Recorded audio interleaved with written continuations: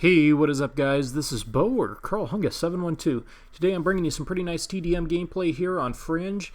This is actually one of my favorite maps on this game. Now, in comparison to Black Ops 2, to be honest with you, I'm not really crazy about the maps in this game. I'm not, to me, I haven't found a raid or, one of those really fun, exciting maps yet on here. Stand Ass or some of those maps, even Hijacked. I really actually enjoyed Hijacked in the very beginning. I eventually got sick of it when it was constantly in the rotation nonstop, and of course, just like Nuketown, if Hijack comes up, everybody's voting for it. So, other than that, pretty much most of the maps in Black Ops 2 were pretty good. Like I said, I'm not real crazy about any of the maps on here yet. It's not that they're necessarily bad. In my opinion, they're just not that memorable. But this one I like. Actually, Metro is one of my favorite maps. I think I like Metro a lot because it reminds me of Express, which was one of my favorite maps. I had a lot of really good memories and moments on that map in competitive Search and Destroy. I think it was one of the best Capture the Flag maps. I wish they would have kept that map in the rotation for CTF, but they decided not to. But like I said, there's some other good maps on here too, but just nothing too great yet, but we'll see. But anyways, one of the big reasons I brought up Hijacked in this commentary already is because in case you guys don't know yet or you haven't seen, I believe it was announced during the qualifier event this week, or this weekend, I mean, which I did watch some of. I didn't get a chance to watch too much of it. I was just real busy this weekend. We were going to play in a couple of LAN tournaments, but we ended up not getting enough people together, so we didn't end up doing that, so we just grinded out a few things online.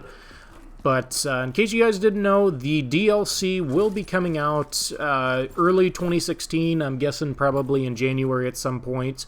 It was announced, and if you guys don't know this too, PlayStation has the exclusivity rights to the game, so if you guys are on the Xbox, you will have to wait an extra month from whenever they do decide to release the new map packs. I believe the new one's called Awakenings, if I remember correctly. Sorry if I'm not quite correct on that. I had the information in front of me, but I'm blind and stupid, so I can't find it. But anyways, they do have some new maps that are going to be released here.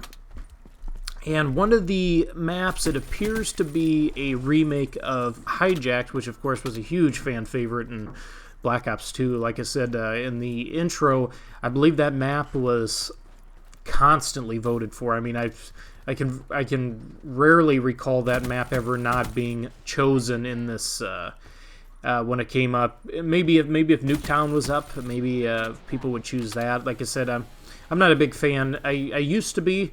When I first started playing the game, I used to love Nuketown and the really tiny maps where there was tons of chaos. But as I've gotten older and played the game more, I really don't care for those kind of maps. I like kind of your medium to larger size maps, because one thing that pisses me off, if you guys have watched my live streams, I really can't stand when people spawn behind me, and you're going to get really funky odd spawns on your smaller maps. So, but anyways, the new map is going to be called Skyjacked, and instead of being a really fancy millionaire's yacht out in the middle of nowhere by Cove, one of the DLC maps that I really hated in Black Ops 2, even though I like most of them.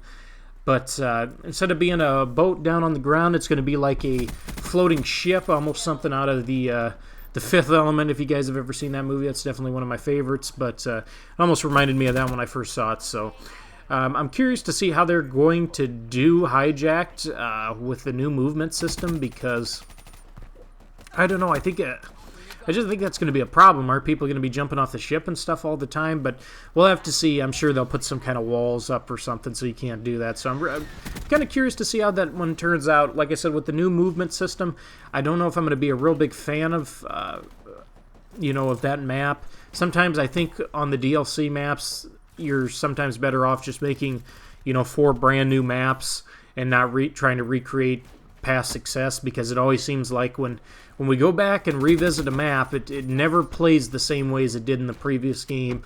Example, Black Ops 2 with Nuketown 2025. Nuketown didn't play as well, in my opinion, on Black Ops 2 as it did on Black Ops 1. The same with the firing range, with the ease of the sniper rifle in the game, and the Target Finder LMGs. I think that really changed the way that game was played on those two maps. So sometimes I'm not a real big fan of that. I don't know. I'd like to hear what you guys think if you're a big fan of them remaking older Call of Duty maps for the nostalgia factor. Like I said, I haven't been crazy about it, but it seems to be one of the real popular things out there. But like I said, the game's going to be, or the map pack will be released here early 2016, so I'll definitely be streaming that nonstop once the map packs come out. I do think it's funny, though, that, or kind of interesting that in the new map packs, I didn't see anything about any new weapons being released, which is something that Advanced Warfare really took advantage of. They released a lot of extra content. I think the reason AW released so much extra content was because the game wasn't well liked by a lot of people. It struggled quite a bit with views and different things like that. So I think that's why they released a lot of content to try to keep people interested in the game. And of course, you got the Peacekeeper from Black Ops 2, which is basically the Razorback in this game here. So, no, I didn't see any known weapons coming to the DLC. We've got a couple of different maps. One's a water park that looks really sweet. I wished I had my sheet in front of me still, guys. Sorry about that. To give you the names of the maps. And then there's another map where it looks like there's changing elements, like snow and normal weather and stuff like that. So I'm curious to see if it's kind of like the one map in Advanced Warfare where you played one side of the map for half the match and then you had to end up pushing over into the other side. Was it Recovery? I think it was Recovery was the name of that map, which was kind of cool. It really was, especially being next gen, trying to make it more realistic. But anyways, you got a few maps there, and then of course we get the Zombies map, which I'll definitely check out once it comes out. And you guys might be kind of laughing a little bit at me bringing up Advanced Warfare, but in case any of you guys are still grinding that game out and you didn't know it or you haven't gotten it yet, Advanced Warfare did announce that they were going to release a new weapon in your first supply drop. I think it's a rare or something like that. It's what is it, a legendary? I can't even remember what the supply drops are called anymore, but I think it was a legendary AK-47. So if you guys don't have that gun, definitely hop into a game of Advanced Warfare. You can definitely pick the gun up in I believe it's your first supply drop, but it's supposed to be basically a gift for the holidays. Like I said, I do like Michael Condrey. I think he tried to do a really good job with what he had with Advanced Warfare. Like I said, I didn't care for the movement system. It made things too chaotic. I wasn't a big fan of the game. But I'm curious to see what they'll do in a couple of years here, if they'll go back to the same futuristic shit or if they'll change it up. But anyways, I hope you guys enjoyed the video. We'll see you next video, and bow out.